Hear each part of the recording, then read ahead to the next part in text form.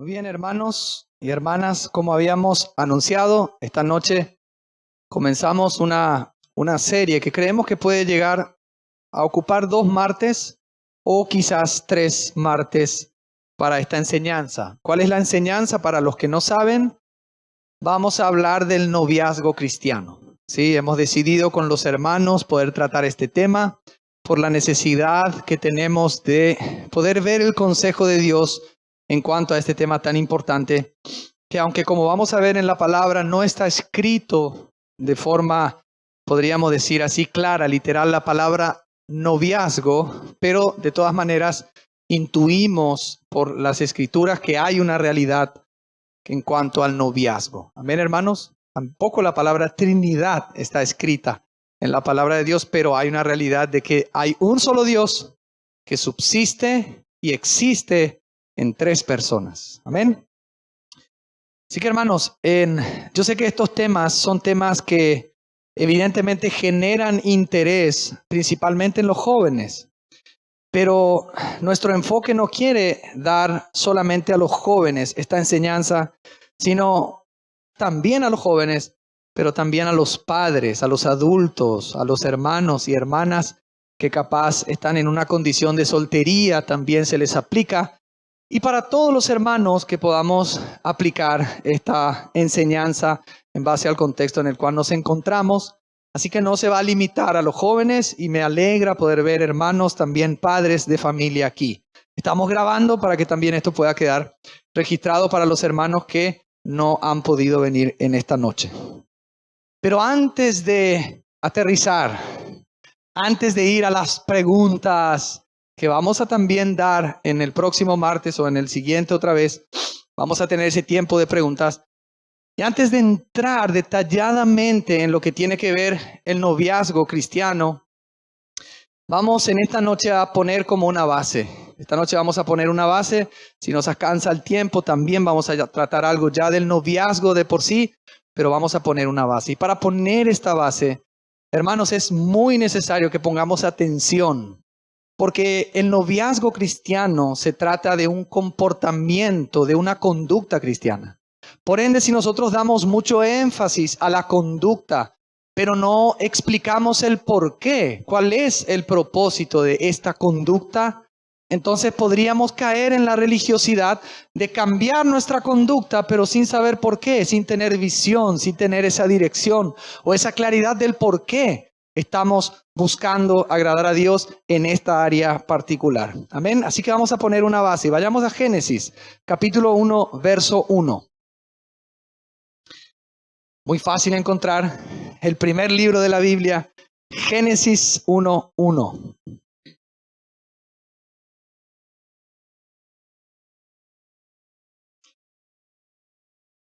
Me imagino que todos los hermanos, o la mayoría, conocemos este texto.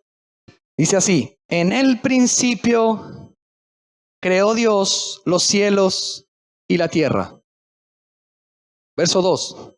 Y la tierra estaba desordenada y vacía, y las tinieblas estaban sobre la faz del abismo, y el Espíritu de Dios se movía sobre la faz de las aguas.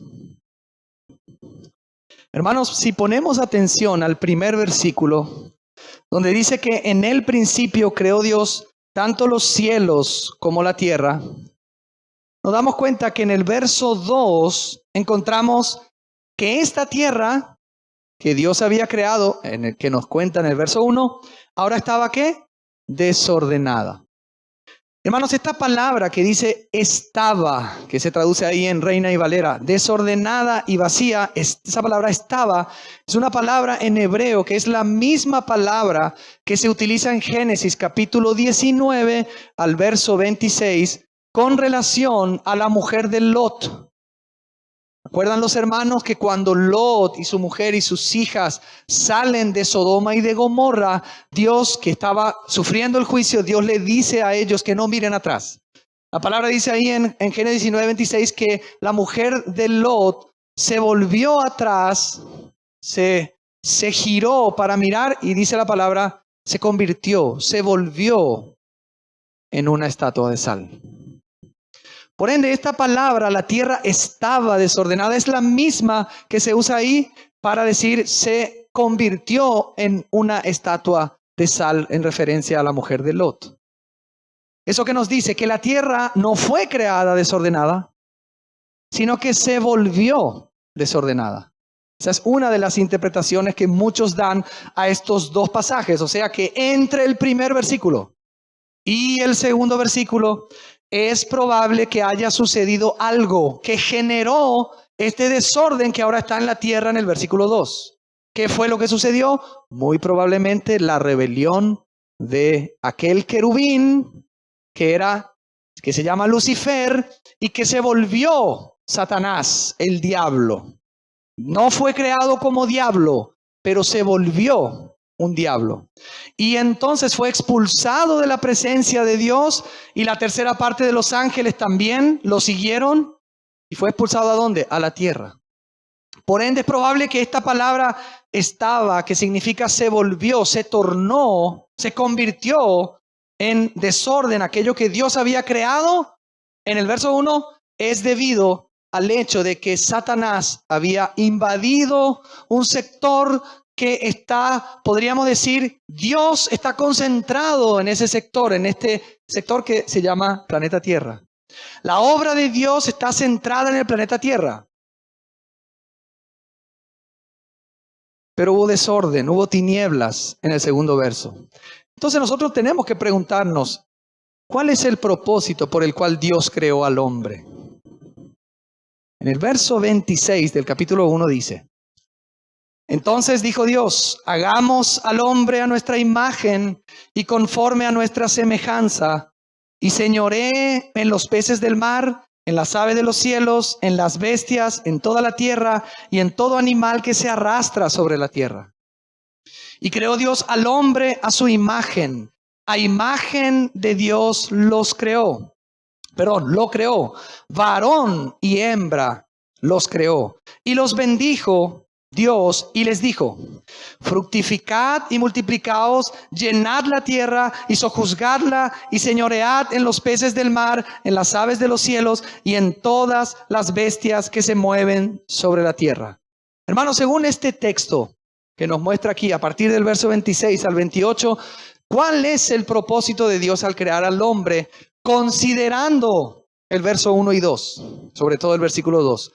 Dios crea al hombre a su propia imagen para que el hombre ahora en representación de Dios pueda ordenar, gobernar, echando fuera a aquel que trajo ese desorden a la tierra.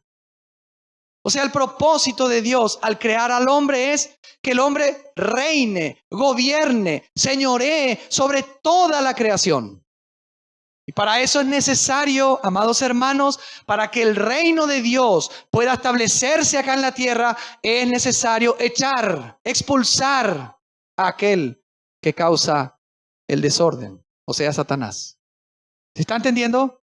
Entonces el hombre, hermanos, jóvenes y hermanas, está, podríamos decir, con una dignidad muy grande, muy alta, porque Dios le encomendó gobernar, señorear la tierra, y eso se conecta al deseo inicial de Dios, que es el reino de Dios. Yo quiero que les entre en la cabecita, hermanos, esta noche este término, el reino de Dios. El reino de Dios tiene que ver con el gobierno de Dios. Dios se deleita en gobernar, en señorear. Por ende, al parecer, Dios crea al hombre para que Dios expulse a Satanás y lo venza, pero no directamente, porque es muy fácil. Lo va a hacer a través del hombre, a través de su creación. Y lo hace inferior a los ángeles. Pero a través de esta criatura creada a la semejanza de Dios, que es inferior a los ángeles, Dios le da a esta criatura la responsabilidad de representar a Dios en el gobierno sobre la tierra. Por eso encontramos, hermanos, que Adán tenía que cuidar la tierra y labrar la tierra. ¿Cuidar de quién? Cuando Adán fue creado en medio de una guerra. Amén. ¿La guerra entre quién? Entre aquel que se había rebelado, Satanás, y Dios, el único Dios verdadero. Hermanos, uno se puede preguntar, ¿pero qué tiene que ver todo eso con el noviazgo? Vamos a llegar a eso, no se preocupen. A veces queremos demasiado ya llegar al punto. Tranquilos, vamos a navegar de a poquito para que podamos tener ese entendimiento de cuál es el propósito de Dios al crear al hombre. ¿Tenemos claro para qué Dios nos creó? Nos creó para que podamos representarlo en el gobierno, para traer su reino. Hermanos, ¿qué recita el Padre Nuestro? ¿Cómo el Señor nos enseñó a orar? Padre nuestro, que estás en los cielos, tres cosas: santificado sea tu nombre, venga tu reino y hágase tu voluntad. Pero ¿qué dice después? Así como en el cielo, también ¿dónde? En la tierra. Tres cosas quiere Dios que se hagan en la tierra. ¿Cuáles son las tres cosas que Dios quiere que se hagan en la tierra? Que se santifique el nombre de Dios, que su reino venga y que se haga su voluntad. ¿Qué significa esto, hermanos? Que en el cielo o en los cielos se hace la voluntad de Dios, se santifica su nombre y está su reino. En los cielos no hay chance de que no esté el reino de Dios. ¿Saben por qué? Porque fue expulsado aquel que se rebeló contra el reino de Dios. Hay un principio, hermanos. ¿Y cuál es el principio del reino? Cada vez que Satanás es expulsado, entonces se establece el reino de Dios. ¿Ustedes recuerdan cuando Jesús vino a la tierra? ¿Qué dijo Jesús cuando predicaba el evangelio? Arrepentíos y creed en el evangelio. ¿Por qué? Porque el reino de los cielos se ha acercado. O sea, Él viene a traer ¿qué? Que su nombre sea santificado, que su reino se establezca y su voluntad se cumpla. ¿Y saben cuál fue la actividad mayor? La mayor actividad de Jesús en su ministerio de 3 años y medio, ¿cuál fue? Expulsar demonios. Cuando Jesús vuelva para establecer su reino aquí en la tierra, en el milenio, ¿qué es lo que va a suceder cuando Jesús reine sobre la tierra antes de que Él reine? El diablo va a ser atado por 1000 años. ¿Se dan cuenta de ese principio? Por ende, hermanos, nuestro propósito como cristianos es que el nombre de Dios sea santificado, que su reino venga y que su voluntad se cumpla. ¿Dónde? Aquí en la tierra. Amén. ¿Tenemos entendido esto? Dios quiere reinar y juntar todas las cosas bajo el señorío de su Hijo, no solamente en los cielos, sino también en la tierra. Muy bien. ¿Qué pasó en Génesis capítulo 3? Jóvenes. Este hombre fue creado con ese propósito. ¿Qué pasó en Génesis capítulo 3? Sabemos que fue el capítulo más triste de toda la Biblia, porque en el capítulo 3 de Génesis, el hombre cayó. El hombre fue creado con esa dignidad y nivel, pero la caída se produjo porque él cayó de su propósito. Y en Génesis capítulo 3, después que el hombre cayó, Dios ya nos muestra el evangelio, versículo 15. Y pondré enemistad entre ti y la mujer, le dice a Satanás, y entre tu simiente, la de Satanás, y la suya. Esta te herirá en la cabeza, la simiente de Eva, que es Jesús, y tú le herirás en el calcañar. Ahí está el evangelio. Entonces, hermanos, Dios nos creó con un propósito. ¿Cuál fue el propósito al crearnos? Que lo representemos a Él en el gobierno. Salmos capítulo 8 dice que el hombre fue creado un poco inferior a los ángeles y que Dios le puso toda la creación debajo de sus pies. Pero este hombre, ¿qué hizo? ¿Cumplió con ese propósito? Capítulo 3, pecó, cayó. Y entonces Dios, ¿qué hace, hermanos? Se rinde. ¡Ay, no pude lograr! ¿Se rindió Dios? ¿Qué hizo Dios? En el Antiguo Testamento empieza a prometer anticipadamente aquello que va a suceder en el Nuevo Testamento. ¿Y qué sucede en el Nuevo Testamento? La venida del Hijo de Dios para la redención del hombre. Entonces el hombre, al caer, Dios ahora lo vuelve a restaurar a través del Evangelio para que ese propósito inicial se cumpla. Entonces veamos, el propósito de Dios es como una línea así, de acá para acá, así. Pero el hombre cayó. Dios envió a su Hijo, se hizo hombre para rescatar al hombre, y aquellos que creemos en Jesús, volvemos ¿a dónde? A ese plan original. ¿Cuál es el plan original? ¿Cuál es la causa de Dios? Que venga su reino. El objetivo final de Dios para con el hombre no es solamente que se salve del infierno.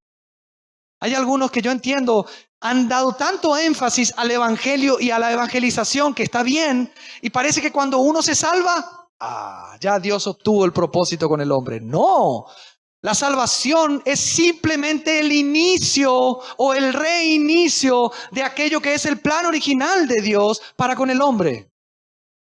¿Se está entendiendo? Así que cuando nosotros predicamos el evangelio, nosotros estamos recuperando al hombre para que el hombre pueda volver a cumplir ese plan original por el cual fue creado. Hermanos, nosotros fuimos creados a la imagen de Dios para representar a Dios en su reino, para traer su reino a esta tierra. Amén. Entonces, ¿cuál es el propósito de la iglesia? Vamos a escuchar a los hermanos. ¿Cuál es el propósito de la iglesia? ¿Expulsar demonios? Claro. Para traer el reino. ¿Por qué predicamos el evangelio? ¿Para que la gente se salve nomás? No, predicamos el evangelio para que esa gente que está perdida ahora sea parte de la anticipación del reino que se viene, que va a ser tangible. Amén. Hermanos, les voy a ilustrar de esta forma. Aquí en la congregación hay hermanas que en este momento están llevando un bebé en su vientre. Aleluya, por un bebé, ¿verdad? Qué buena noticia, todos se alegran, siempre y cuando se respeten los parámetros, hay alegría, no hay tristeza, ¿verdad? Está casado con su esposa, me quedé embarazada, qué alegría, porque hablando de noviazgo, cuando hay embarazo fuera del tiempo, es tristeza, angustia, en vez de felicidad, ¿verdad que es así? Pero cuando se hacen las cosas como Dios dice, qué alegría, y todos nos alegramos. Ese bebé es una vida, ¿cuándo? Cuando sale a luz después de 9 meses o en el momento de la concepción. Tengamos claro eso, sobre todo en estos tiempos. Es un bebé, es un ser viviente con todas sus cualidades, desde potencialmente hablando, aunque todavía no se desarrolló, desde el momento de la concepción.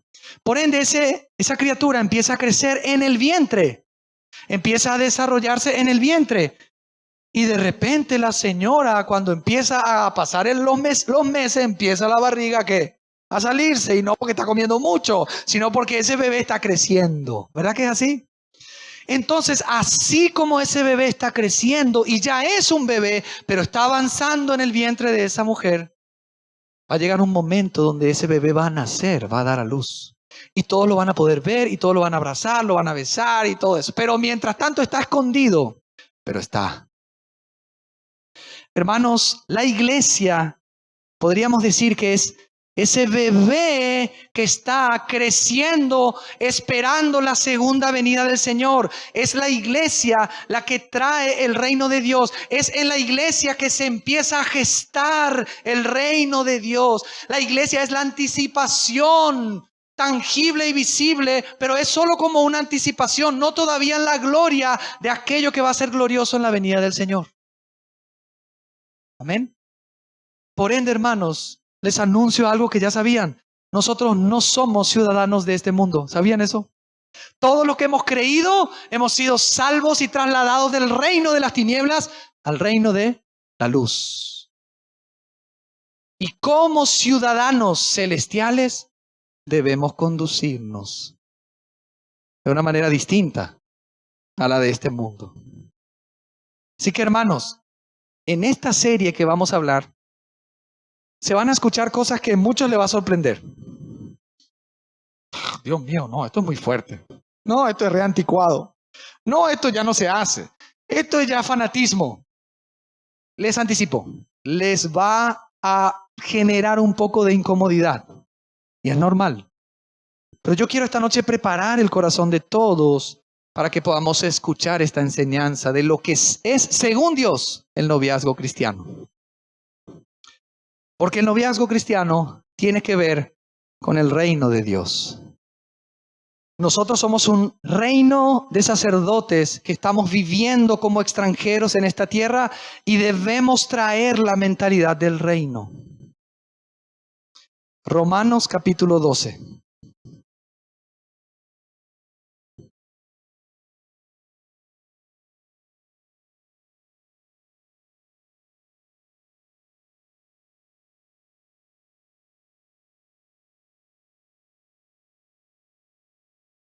Verso 1, dice así.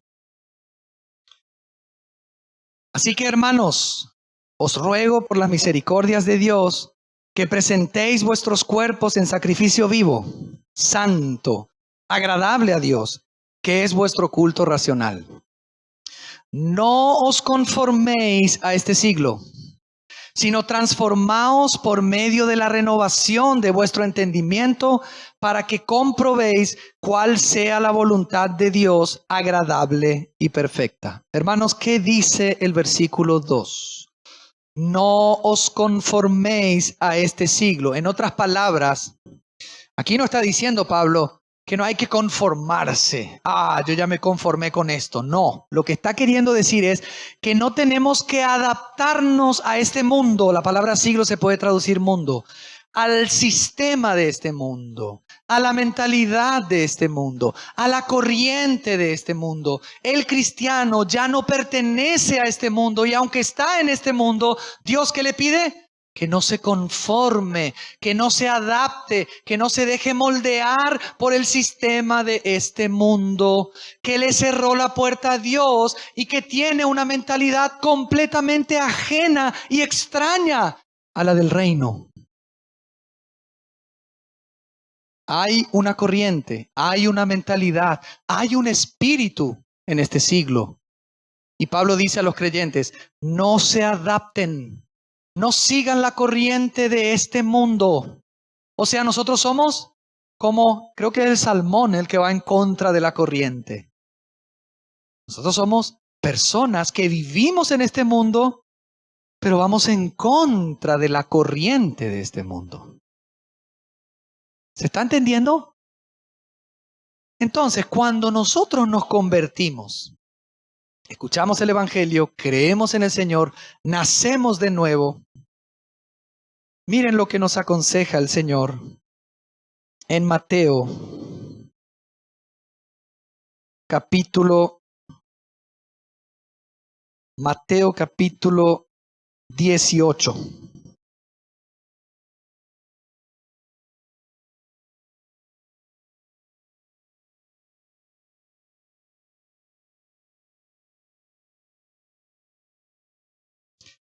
Verso 1, dice acá. En aquel tiempo los discípulos vinieron a Jesús diciendo, ¿quién es el mayor en el reino de los cielos? Y llamando Jesús, ¿a quién? A un niño. Lo puso en medio de ellos y dijo, de cierto os digo que si no, atención hermanos, si no os volvéis y os hacéis como niños, no entraréis en el reino de los cielos. Así que cualquiera que se humille como este niño, ese es el mayor en el reino de los cielos. Y cualquiera que reciba en mi nombre a un niño como este, a mí me recibe. Hermanos, cuando nosotros le predicamos el evangelio a alguien que no conoce al Señor y se convierte, ¿qué dice la Biblia en Juan capítulo 3? Que esa persona experimenta que un nuevo nacimiento. Esa persona se humilló, reconoció su pecado, se humilló delante de Dios al creer y esa persona se volvió como ¿quién? Como un recién nacido, como un niñito. Hermanos y hermanas, padres, hijos, jóvenes, abuelos, tenemos que volvernos como niños para poder agradar a Dios y conducirnos de tal manera que podamos ser aprobados delante de Dios. ¿Y qué significa eso? ¿Qué necesita un niño? Entre otras cosas, la cosa que necesita un niño, ¿saben cuál es? Instrucción. Constantemente hay que instruir al niño, porque el niño no sabe cómo manejarse en esta vida. Necesita padres, personas adultas, tutores que constantemente le estén ¿qué? Enseñando cómo deben comer, cómo deben caminar, a qué hora se tienen que levantar, cómo cepillarse los dientes, cómo dejar de hacerse pipí en la cama. Todas las cosas hay que enseñarle a los niños a comer, a portarse bien, a hablar bien. ¿Verdad que es así?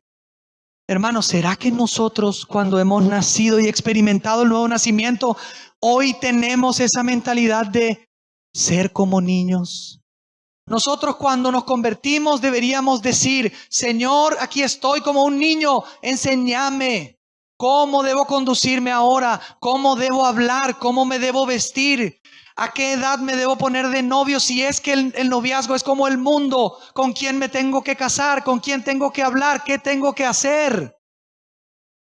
Esa debería ser la actitud del creyente. Si no tenemos esa actitud y pensamos que ya somos adultos y que ya sabemos cómo es, hermanos, no sirve prácticamente de nada hablar del noviazgo cristiano.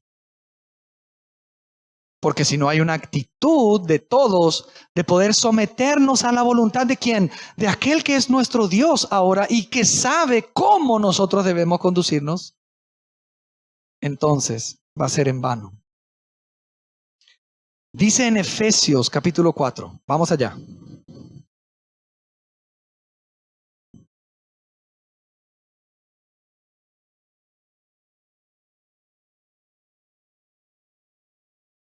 Ustedes saben que yo creo que el hombre está compuesto por 3 partes.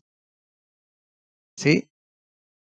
Se llama tricotomía en teología. Espíritu, alma y cuerpo. ¿Sí? Creo que el nuevo nacimiento implica que el Espíritu Santo viene a nuestro espíritu que estaba muerto, dormido. Y el Espíritu Santo, por la fe en la obra de Cristo, viene y despierta nuestro espíritu. Y tenemos vida ahora. Pero también está el alma. ¿Y el alma está compuesta de qué? De nuestras emociones, de nuestra voluntad y de nuestra mente. Hermanos, ahí está la batalla, en nuestra mente. Por ende, cuando nacemos de nuevo, esa vida nueva que ahora vino al Espíritu tiene que renovar ¿qué? Nuestra mente. ¿Verdad que cuando uno se convierte y tiene experiencias con personas que no le gusta el Evangelio, le dicen, te lavaron el cerebro? ¿Verdad que le dicen así? Y uno, ¿saben cómo debería responder uno? Sí, me lavaron el cerebro. Porque yo necesito un lavado del cerebro. Porque mi mente es una mente malvada, es una mente que necesita redención y necesita renovación. ¿Verdad que es así? Mira lo que dice Pablo, Efesios capítulo 4. Verso 17. Esto pues digo y requiero en el Señor, que ya no andéis como los otros gentiles que andan en la vanidad de su mente, teniendo el entendimiento entenebrecido, ajenos de la vida de Dios por la ignorancia que en ellos hay, por la dureza de su corazón, los cuales después que perdieron toda sensibilidad, se entregaron a la lascivia para cometer con avidez toda clase de impureza. Pero ahora hace un contraste el apóstol. Verso 20. Mas vosotros, o sea, ¿quiénes? ¿Quiénes? La iglesia, los santos. Mas vosotros no habéis aprendido así a Cristo, si en verdad le habéis oído y habéis sido por él enseñados conforme a la verdad que está en Jesús. En cuanto a la pasada manera de vivir, ¿qué dice la palabra? Despojaos del viejo hombre que está viciado conforme a los deseos engañosos, y renovaos en el espíritu de vuestra mente. O sea que tiene que haber, hermanos, una actitud de volvernos como niños para que esa mentalidad que traíamos del mundo sea, en la medida que estudiamos la palabra y recibimos la palabra, sea que abandonada, transformada, renovada. Y ahora tengamos no solo la mente de Cristo, sino la mentalidad de un cristiano. Recuérdense, estamos aquí para traer ¿qué? El reino. Somos ciudadanos celestiales. Y por ende la iglesia es la expresión del reino de Dios en la tierra, en su gestión, en su gesta, en su momento de gestación. Eso quiero decir. perdón. Colosenses. Vamos a Colosenses. Rápido. Efesios, Filipenses, Colosenses. Colosenses capítulo 1, verso 21. Miren lo que dice Pablo a los colosenses. Y a vosotros, a los creyentes, también que erais en otro tiempo extraños. Y miren lo que dice acá. Y enemigos en vuestra mente, haciendo malas obras, ahora os ha reconciliado en su cuerpo de carne por medio de la muerte, para presentaros santos y sin mancha, irreprensibles delante de Él. Hermanos, antes de convertirnos, ¿cuál era nuestra condición para con Dios en la mente? Éramos enemigos de Dios en nuestra mente. No pensábamos como Dios. Pero una vez que nacimos de nuevo, Dios quiere salvar, restaurar, renovar nuestra mente. Y hermanos, lastimosamente, muchas veces siendo cristianos, todavía tenemos una mentalidad del mundo. No hay un contraste, no hay una diferencia entre lo que el mundo piensa y hace y la iglesia. Y debería haber un contraste. Hermanos, les hago una pregunta teológica. A ver si me pueden responder. Es complicada la pregunta. A ver, piensen bien. El pueblo de Israel en el Antiguo Testamento, ¿a quién representa en el Nuevo Testamento? Al mundo, dicen por acá. A la iglesia. Muy bien. Yo creo que sí. ¿Dónde estaba el pueblo de Israel? ¿O dónde estuvo el pueblo de Israel por 430 años? ¿Qué representa a Egipto? El mundo. Israel, hermanos, ¿cuándo fue libre de la esclavitud de Egipto? ¿Cuando pasó el Mar Rojo? ¿Cuando entró a la tierra prometida? ¿O cuando fue la última de las 10 plagas en el país de Egipto? Bueno, voy a hacer diferente la pregunta porque no era esa. Perdón. Vamos a hacer así. ¿Cuándo se salvó el pueblo de Israel en el Antiguo Testamento, en esa historia en Egipto? ¿Cuándo? ¿En qué momento? Cuando pusieron en la 10ª plaga los israelitas la sangre del cordero sobre los dinteles de las puertas de las casas de los israelitas. ¿Eso qué representa para nosotros? Nuestro momento de nuestra salvación, nuevo nacimiento, porque hemos confiado también nosotros en la sangre de aquel que dio su vida por nosotros, el Cordero de Dios. Pero ¿qué hizo Dios con ese pueblo? ¿Lo dejó ahí o lo sacó? Lo sacó. Y hermanos, cuando pasó el Mar Rojo, ese pasar el Mar Rojo, ¿qué podría representar? La persona que ya se salvó ahora tiene que pasar por el Mar Rojo. ¿Qué representaría eso? Id y predicad el evangelio a toda criatura, el que cree y sea bautizado. Entonces podríamos decir que representa el bautismo. Amén. Pero ¿qué pasó, hermanos? Desde que pasaron el Mar Rojo hasta que entraron a la tierra prometida. ¿Cuánto tiempo pasó? 40 años. ¿Por qué pasó tanto tiempo? ¿Por qué no entraron rápido a la tierra prometida? Bueno, los hermanos saben que había una generación perversa que no temía a Dios, y por ende los hijos de esa antigua generación fueron los que entraron a la tierra prometida. ¿Pero qué estaba haciendo Dios en esos 40 años en el desierto con su pueblo? ¿Qué estaba haciendo Dios con su pueblo? Estaba renovando la mente de los egipcios, de ellos, de la mentalidad egipcia. Estaba quitando las costumbres egipcias que se habían traído de Egipto, y por ende todas esas jornadas representan un trabajo de Dios para renovar la mente y hacer de ese pueblo un pueblo que pueda conquistar la tierra prometida y traer el reino de Dios a Canaán. ¿Se está entendiendo? ¿Qué está haciendo Dios hoy con nosotros? ¿Dónde estamos nosotros? ¿Ya en Canaán? Si tenemos esta aplicación que estamos dando, ¿estamos todavía dónde? En el desierto. Y algunos de nosotros estamos en diferentes jornadas, porque el Señor nos hace pasar por 42 jornadas. Y esas jornadas son placenteras a veces, pero a veces son difíciles. Y a veces las difíciles duran mucho tiempo y las placenteras duran poco. Pero a veces las placenteras duran mucho tiempo y las difíciles duran poco. Pero ¿qué es lo que está haciendo Dios? Está renovando nuestra mente. ¿Se entiende, hermanos? Somos peregrinos en esta tierra. Y Dios lo que está haciendo es ¿y cómo obra esa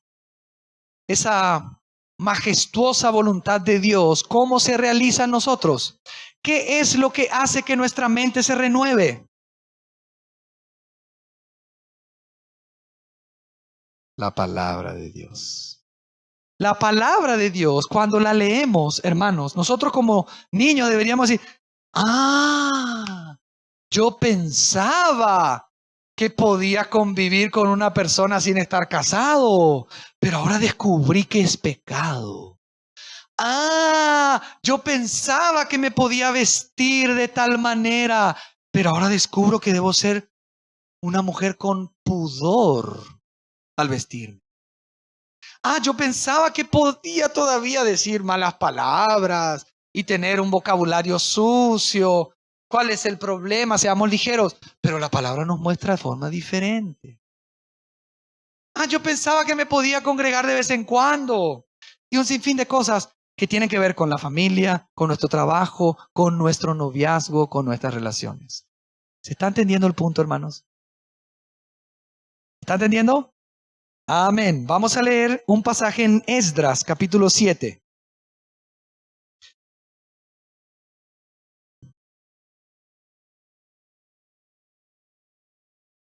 Esdras, capítulo 7.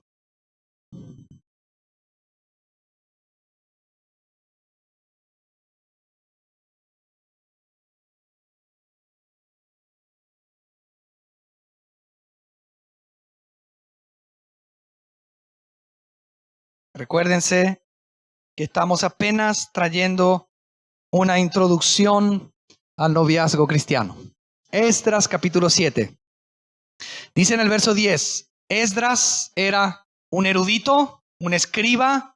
Él va con una misión particular en esta época y dice solo el verso 10. Miren lo que hizo Esdras. Porque Esdras había preparado su corazón para inquirir la ley de Jehová y para cumplirla y para enseñar en Israel sus estatutos y decretos. Hermanos y hermanas, lo que estoy tratando de hacer esta noche con todos ustedes es que el corazón de la iglesia pueda estar preparado para averiguar lo que dice la palabra acerca del noviazgo cristiano. ¿Saben por qué? Porque si no preparamos nuestro corazón para inquirir en la ley de Jehová, muy probablemente no lo vamos a cumplir. No lo vamos a hacer. Y si yo no preparo mi corazón para estudiar lo que dice la ley de Dios y no lo cumplo, entonces voy a desilusionar y defraudar a Dios y no voy a colaborar con el plan de Dios. ¿Cuál es el plan de Dios? ¿Cuál es la causa de Dios? ¿Traer qué? Su reino. Así que hay que preparar el corazón antes de saber lo que dice la Biblia. Hermanos, a veces saber lo que dice la Biblia es un poco peligroso. Yo quiero saber lo que dice la Biblia acerca del noviazgo cristiano. Me interesa. Y somos un poco curiosos y la Biblia nos muestra ciertas verdades. Pero ahí quedó la curiosidad y no las queremos cumplir porque no nos hemos acercado con un corazón dispuesto. Lucas capítulo 11.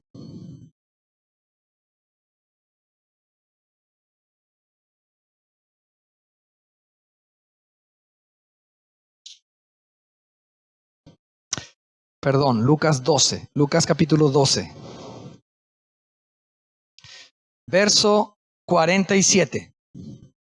Miren lo que dice la palabra, hermanos, acá. Aquel siervo que conociendo la voluntad de su Señor no se preparó ni hizo conforme a su voluntad, recibirá muchos azotes. Mas el que sin conocerla hizo cosas dignas de azotes, será azotado poco. Porque a todo aquel a quien se haya dado mucho, mucho se le demandará. Y al que mucho se le haya confiado, más se le pedirá. Así que yo lo que estoy haciendo con ustedes esta noche, ¿saben qué es? Preparar el corazón para que cuando llegue la información de la palabra de Dios acerca del noviazgo cristiano, podamos recibir esa enseñanza, pero cumplirla, porque de otra manera, hermanos, el que sabe y no hizo, ni se preparó, chicote, dice la palabra, azote. Levítico, capítulo 4. Y ya vamos hacia el culmine esta noche. Levítico capítulo 4.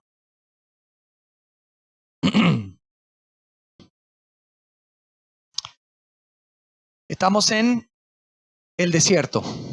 El pueblo de Israel salió. Dios quiere hacer de ellos un reino de sacerdotes. Y en el libro de Levítico les da ¿qué? ¿Qué es lo que le da en el libro de Levítico? Leyes. Leyes para que puedan servir a Él, y también leyes civiles que tienen que ver con el manejo del pueblo. Porque el pueblo de Dios tenía que ser ¿qué?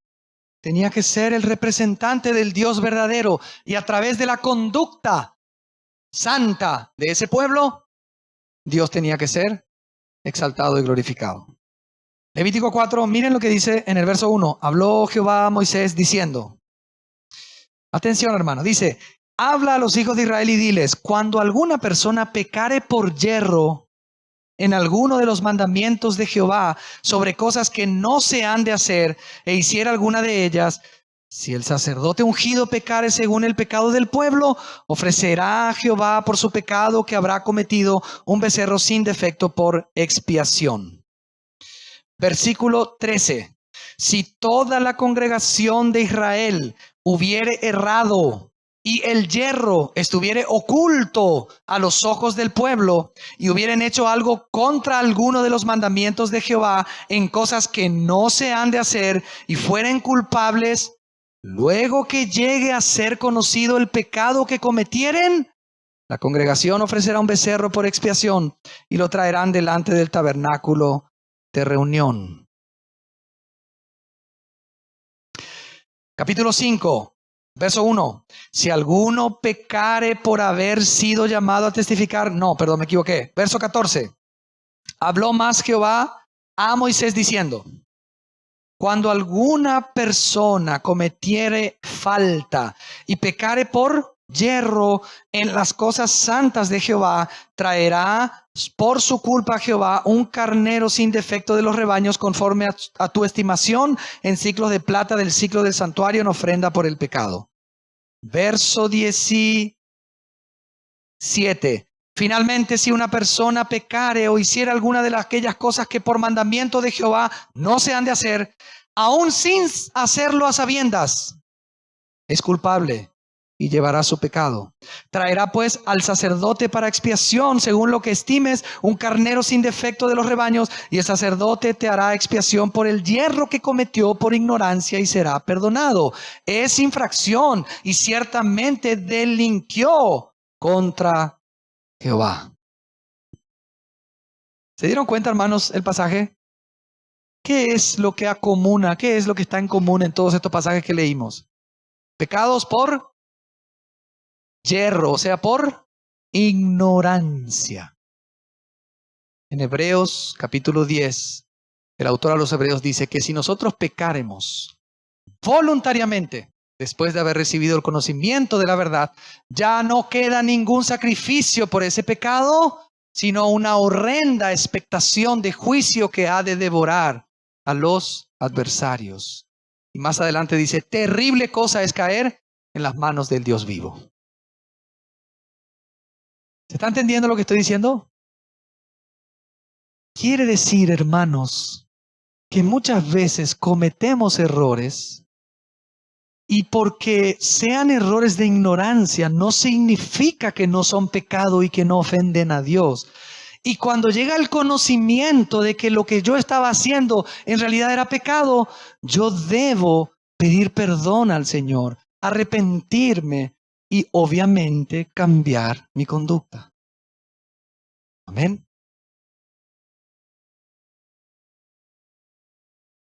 ¿Cuál es la definición de noviazgo? Les voy a dar algunas. Bíblicas. Primero vamos con la bíblica. Noviazgo, relación del varón y mujer. Vamos a aclarar eso, porque hoy ya no se entiende nada. ¿Verdad? No se entiende nada. Relación del varón y mujer que tiene como objetivo el casamiento. También la palabra muestra el desposorio. Hay pacto, hay compromiso y ya está la decisión de casarse. Es una relación seria que tiene como fin el matrimonio. Según el diccionario secular, voy a leer el significado de noviazgo según un diccionario secular, no un diccionario bíblico. ¿Sabían que hay diccionarios bíblicos? Dice así un libro que después les aconsejo a todos, sobre todo a los padres. Al igual que la palabra Trinidad, la palabra noviazgo no se encuentra en la Biblia, pero sí la idea. Los diccionarios modernos nos dan definiciones como la siguiente. Condición de novio o novia. Y definen novio o novia como persona que está próxima a casarse y la que mantiene relaciones amorosas en expectativa de futuro matrimonio. Esa es la definición del noviazgo según la mentalidad de este mundo.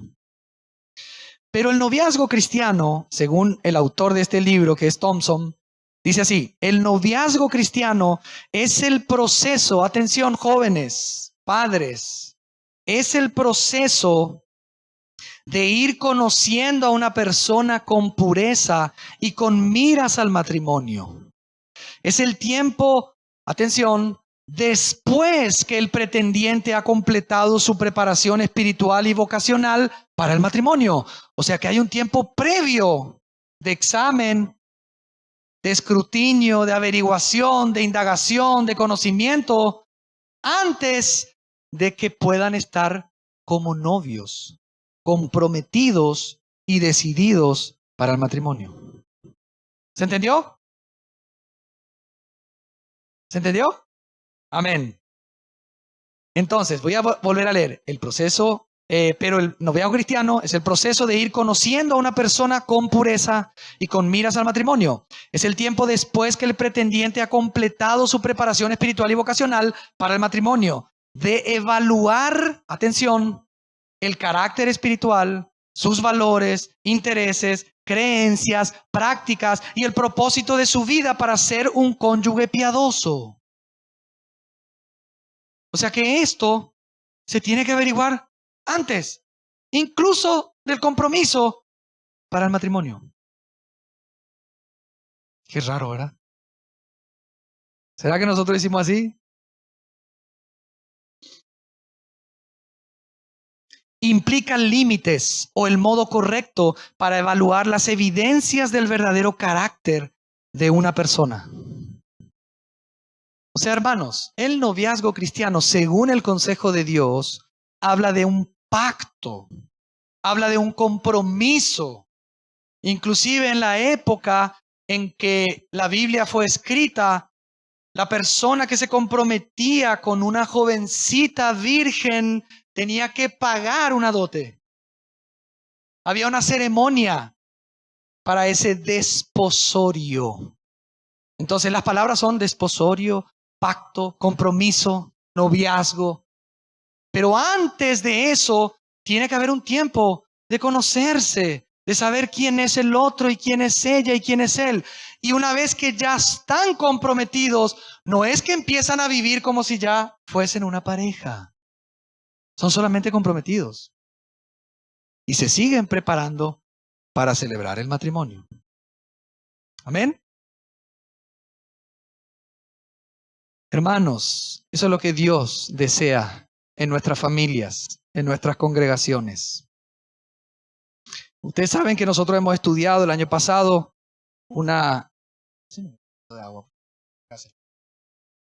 hemos estudiado en una escuela doctrinal acerca del noviazgo. Y en un libro que estoy leyendo que les recomiendo después, hay dos libros que les recomiendo. Primero, El camino hacia un matrimonio cristiano de Thompson, ¿sí? El camino hacia un matrimonio cristiano de Thompson, muchas gracias, mi hermano. Y también lecciones para creyentes nuevos de Watchman Nee. Esas lecciones para creyentes nuevos de Watchman Nee, hay un capítulo que dice la elección del cónyuge. Y en ese capítulo, este hombre muy sabio dice que antes de ponerte de novio para casarte, tenés que abrir bien los ojos. Bien, tenés que abrir los ojos y examinar muy bien a la persona con la cual pensás comprometerte. Una vez que te casás, dice este hombre, tenés que cerrar bien los ojos. ¿Qué hacemos nosotros? Cerramos los ojos antes porque todo es sentimiento, pasión. Sí, le amo, ¿eh? Y me caso y ahí abro. ¡Eh! Mira, me casé con un monstruo. Así hacemos nosotros. Entonces, hermanos, hermanas, padres, tiene que haber una preparación previa, seria. Y tienen que haber algunos ingredientes muy importantes para que ese noviazgo que se concluye con el matrimonio pueda ser un matrimonio feliz. Hermanos, muchos, acá se los digo con propiedad, muchos problemas matrimoniales que hemos enfrentado y que se enfrentan en las iglesias, ¿saben por qué es? Porque no se hicieron las cosas como Dios dice que se hagan. En este libro hay 5 requisitos que se hablan de las 5 P. Y la voy a repetir rápidamente esta noche para concluir. Para que los que vinieron con las cosas más prácticas digan, bueno, al menos algo práctico, aterrizamos un poco, ¿sí? Hermanos, no nos olvidemos. ¿Cuál es el propósito de Dios al crear el hombre? Que el hombre reine en representación del Señor y traiga su reino ¿a dónde? A la tierra. El hombre cayó, Dios envió a su hijo, lo redimió, pero no terminó el trabajo. Ahí recién comienza el trabajo. ¿Y qué hace Dios con una persona salva? Lo renueva, le lava el cerebro, le transforma la mente por medio de la palabra. Amén. Ustedes saben que el salmista, Salmo de David, Salmo 19 dice, guárdame, Señor, hablando de la ley y del deleite de cumplir la ley, dice en un cierto momento, guárdame de los pecados que me son ocultos. Hay pecados que no son ocultos y que cuando vienen a la luz por la palabra, hermano, cuando yo escuché esta lección acerca del noviazgo, dije, Dios mío, pero ¿dónde yo vivía? Yo no sabía nada de esto. A mí nadie me enseñó estos principios del noviazgo cristiano. Así tendríamos que reaccionar y decir, quiero obedecer, quiero hacer y trabajar, hermanos, para que lleguemos a tener una iglesia donde podamos celebrar un matrimonio y decir a la pareja, el varón a la mujer, ahora sí, ahora, podés besar a la novia. Pero muchas veces celebramos bodas, vivían juntos, habían hijos y todo un desastre. ¿Verdad que es así? Bueno, nosotros no debemos vivir así como el mundo, no. Solo tenemos que llevar en alto la bandera de Cristo y ser distintos. Amén. Así que si nos hemos equivocado, ahí en Levítico decía que había un sacrificio y había sangre. Y esa sangre y ese sacrificio representa a nuestro Señor Jesucristo que nos limpia y es nuestro abogado. La primera P para un noviazgo cristiano es la piedad. Piedad. Significa tener una devoción hacia Cristo y su palabra. Es poner a Dios en primer lugar y tener una vida de oración, lectura de la Biblia, es tener intimidad con Dios y amar todo lo que Dios ama. Jovencitas, no elijas ni pienses en un joven que no le interesan las cosas de Dios, porque vas a sufrir. Joven, no te dejes llevar por su atractivo físico exterior. Si no tiene corazón para Dios, no es la persona que te puede ser de bendición. Piedad. Tenemos que trabajar para que nuestros jóvenes, nuestros hijos sean piadosos. Lean, conozcan a Dios, experimenten el Evangelio, amen las cosas del Señor. Eso necesitamos. Y para eso necesitamos padres que entiendan esto. La segunda P es, vamos a hacer rápido hoy, rápido. La semana que viene ya vamos a abrir un poco el debate, preguntas, pero vamos a hacer medio rapidito. La segunda P es el patricentrismo. Qué difícil esa palabra, ¿verdad? Podemos decir también paternidad. ¿Qué significa eso?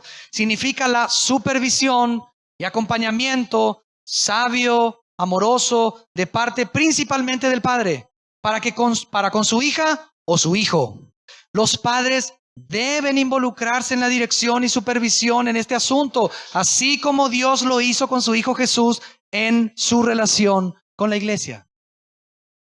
Tiene que haber un acompañamiento de los padres. En 1 Corintios capítulo 7 habla de este patricentrismo. El padre, principalmente si está en la familia y es creyente y es piadoso, él se debe ocupar principalmente de acompañar este proceso, de aconsejar, de advertir, hasta de escoger la persona que es idónea para su hijo o para su hija.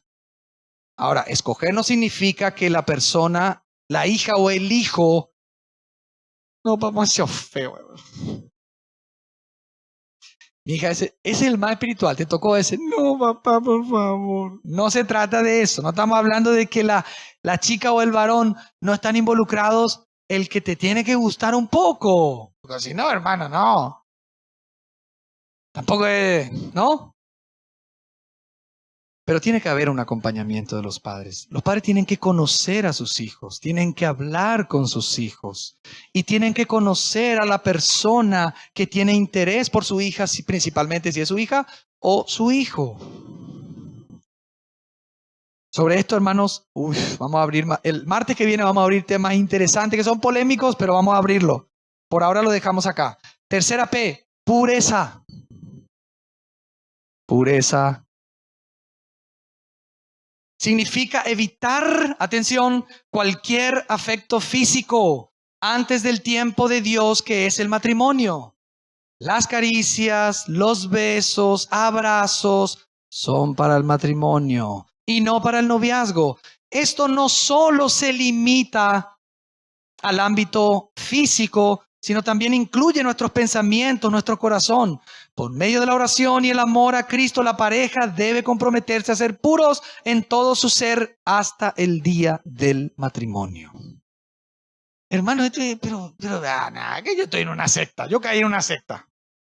Rajo de acá, porque ni beso, ni caricia, ni abrazo.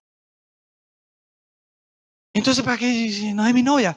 Según el consejo de Dios, noviazgo no significa que vos podés vivir como si ella fuese tu esposa. Cada vez que la Biblia habla de besos, porque la Biblia habla de eso, de caricias, de besos, de intimidad, siempre lo relaciona al matrimonio. Pero nosotros, ¿qué hacemos? ¿Verdad? Entonces, hermano, mi sueño es, ahora podés besar a la novia. Ahora. Entonces es necesario que los padres estén atentos. Hay un tema que vamos a hablar mejor el martes que viene, las salidas de pareja. Ay, hermano, es una mentalidad que se metió y se metió y se metió a fondo en la iglesia y ahora salen solos en auto. El auto es un contexto, el mejor contexto para la carne. Así que si vos querés exponerle a tus hijos a una situación desagradable, triste y difícil, que salgan juntos solos en auto. Eso no es según el consejo de Dios. Ahora yo sé, hermanos, yo sé que esto es difícil de escuchar y decir, Dios mío. Pero hermanos, esto es lo que Dios prepara para que los matrimonios sean fuertes, sean sólidos.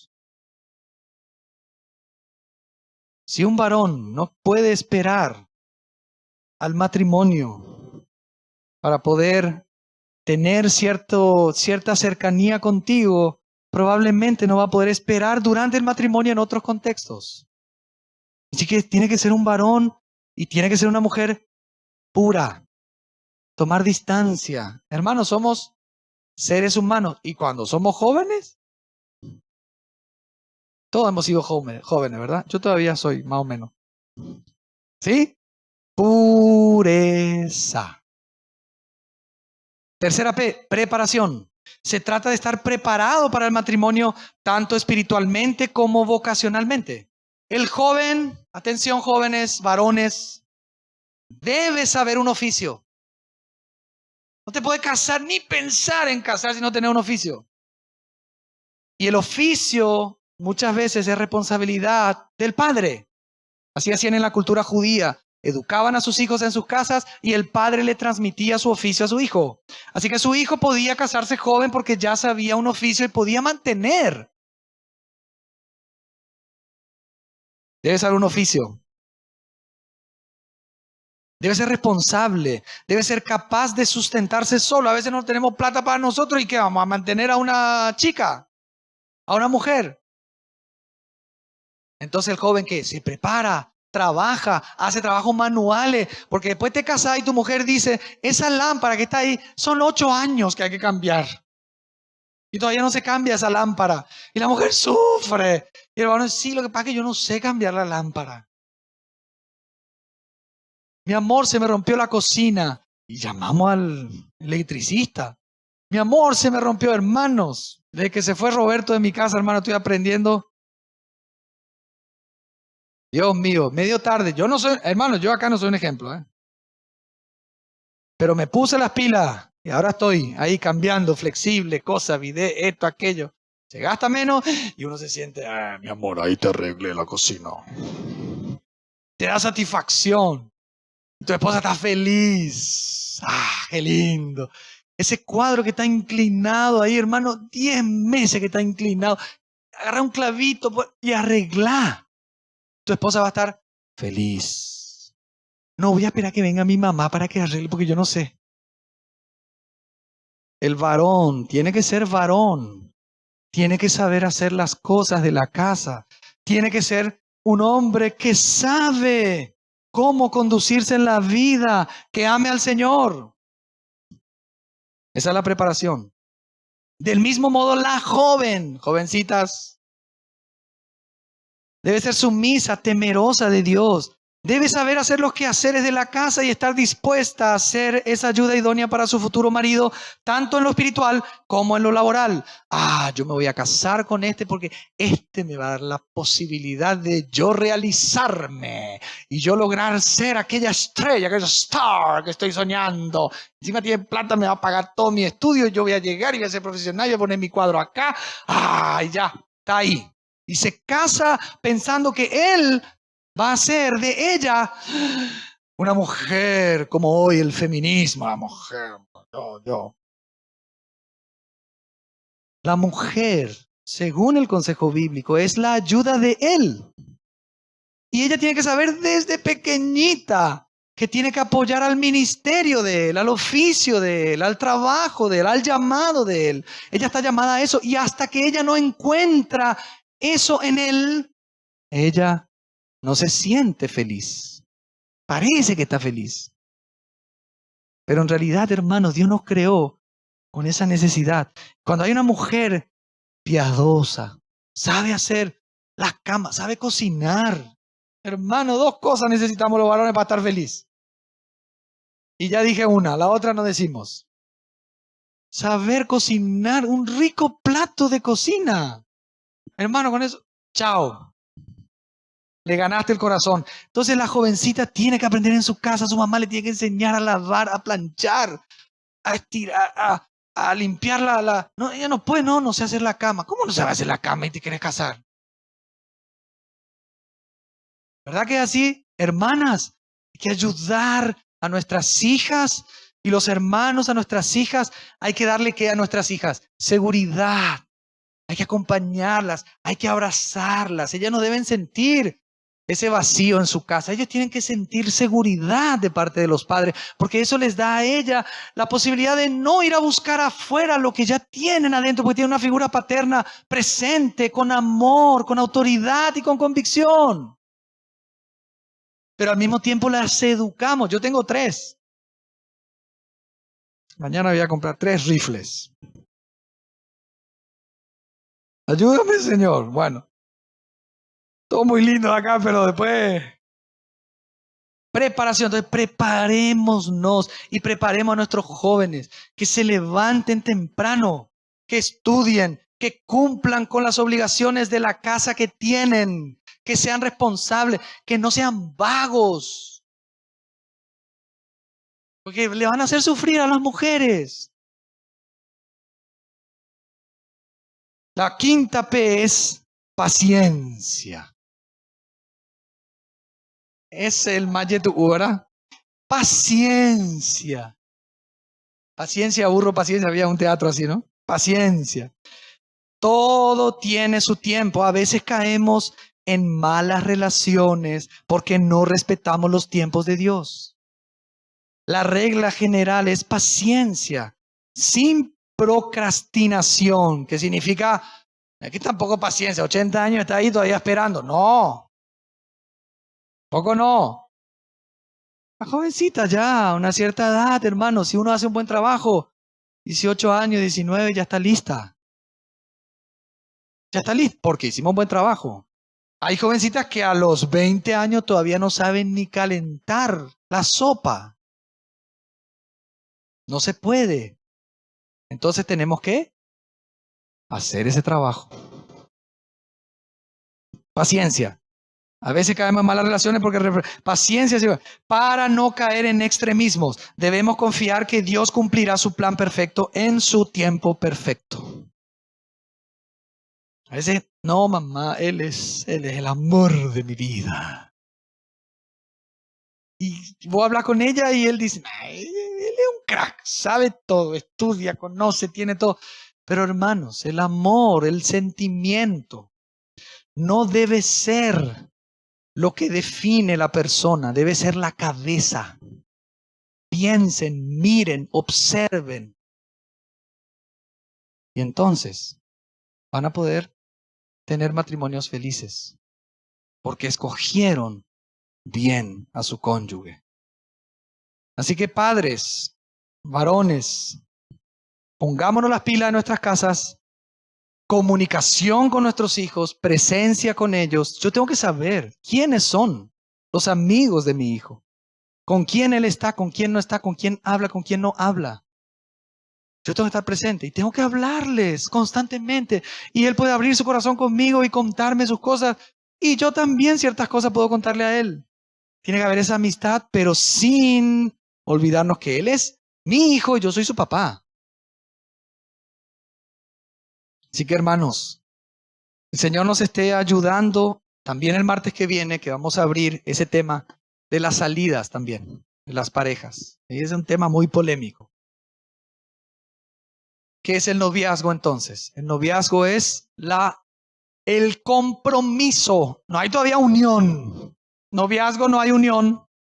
El compromiso de un varón con una mujer que ya han pasado todos estos procesos y ahora dicen, sí, me voy a casar. Los padres saben, se conocen, han hablado, hasta inclusive han declarado cosas enfrente de ellos y ahora se trabaja para el matrimonio. O sea que el noviazgo dura poco.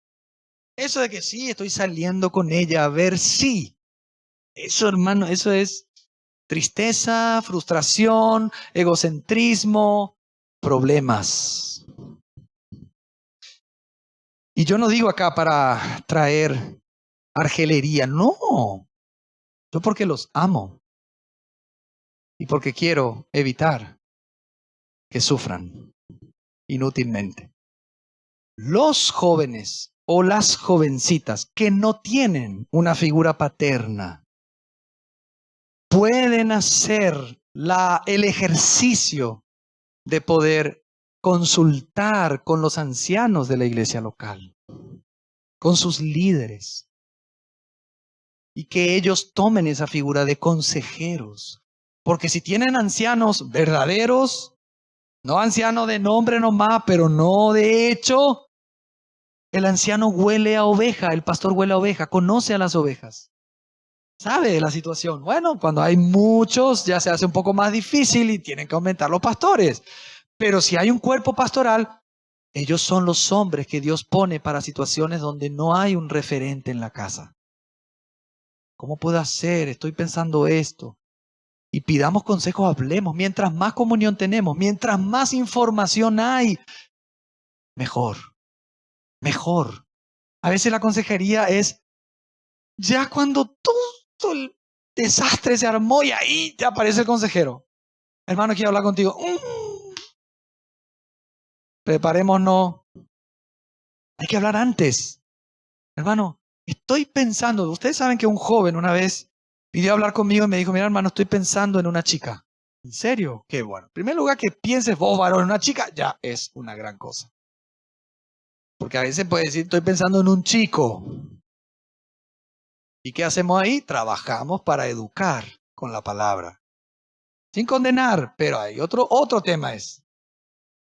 ¿En serio estás pensando? ¿Y qué estás pensando? Estoy pensando, no sé qué pensás vos, en hablar con sus padres.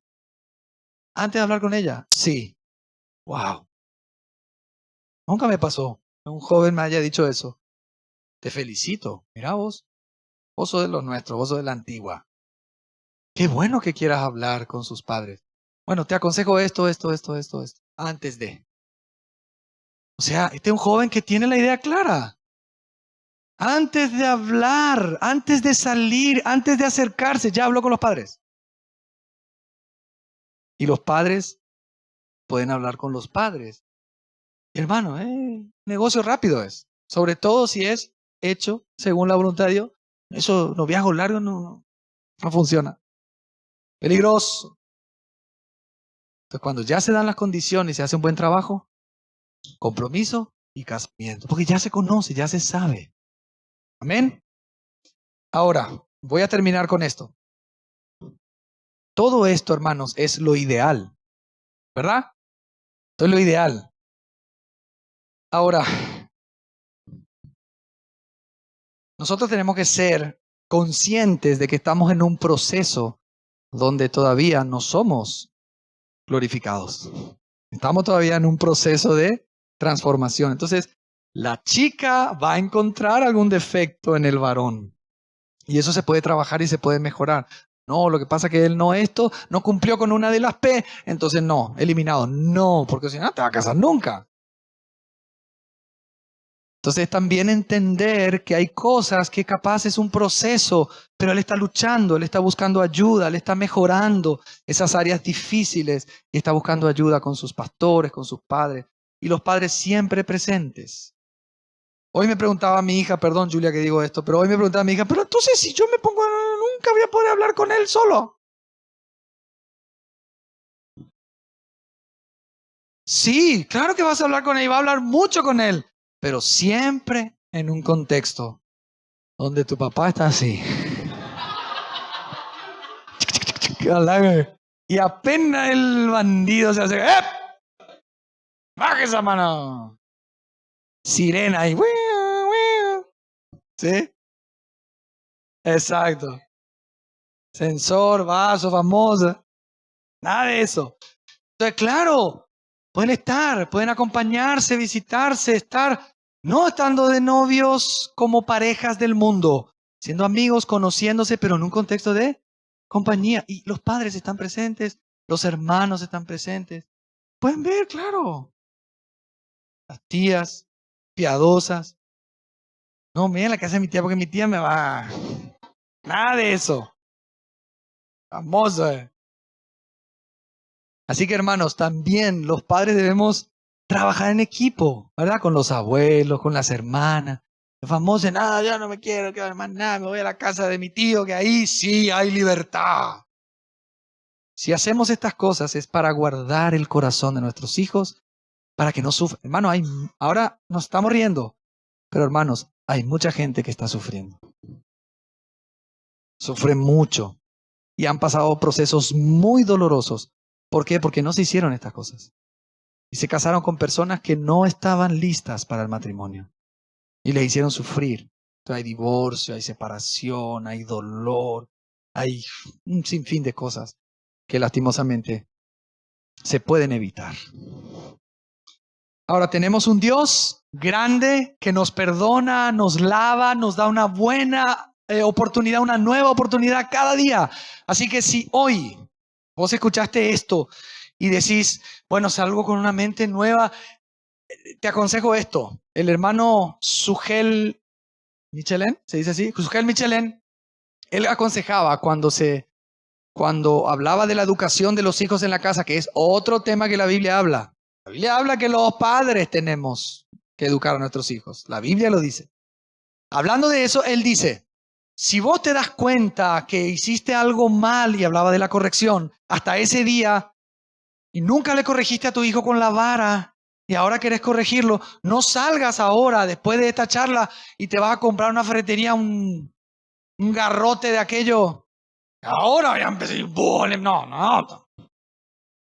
Porque eso es como, yo me estoy dando cuenta que estoy yendo en una dirección en contramano y entonces me doy cuenta rápido y ¡boom! Me voy a la otra corcía. ¿Se dice corcía? No. Al otro carril y en vez de salvarme, vuelco.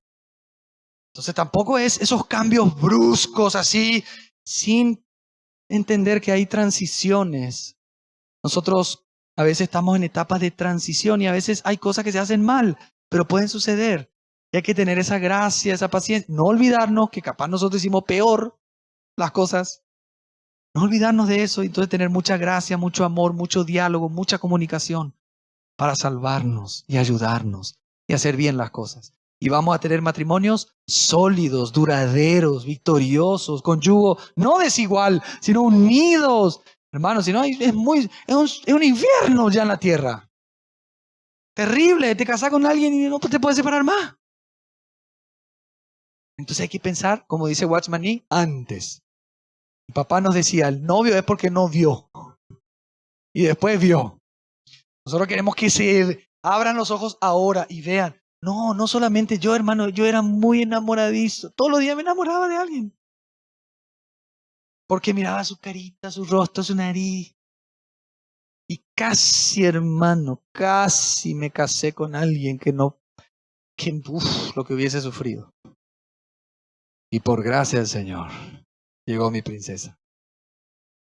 Por gracia del Señor. Porque el que haya mujer, haya el favor de Jehová. Amén. Así que yo les deseo a todos que podamos atesorar esta palabra. El martes que viene vamos a dar espacio a las preguntas, vamos a hacer algún repaso, hablar de otros detalles y vamos a tener tiempo para las preguntas. Amén. Vamos a orar al Señor.